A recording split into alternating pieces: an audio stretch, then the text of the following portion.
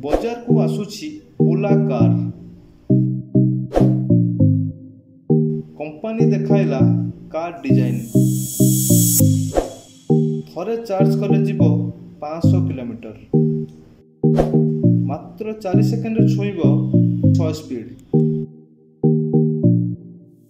Electric scooter जरिया रे देश रे ना करिथिबा कंपनी ओला एबे लॉन्च करिबा को जाउची एहार ओला कार।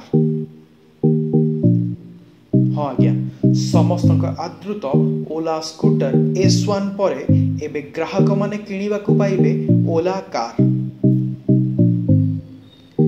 कंपनी पक्षरु एहार ट्रेलर जारी हेबा परे सोशल मीडिया रे वायरल हेबारे लागिछि। कंपनी रो ओनर भवेश अग्रवाल एने ट्वीट करिसंती निज ट्विटर।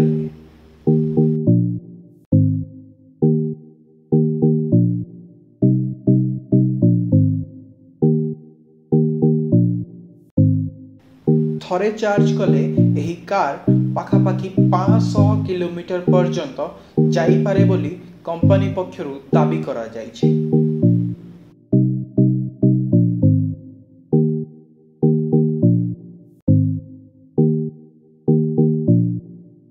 ओला स्कूटर परी एही कार को अगस्त 15 रे लॉन्च करिया को लक्ष्य रखिछि कंपनी।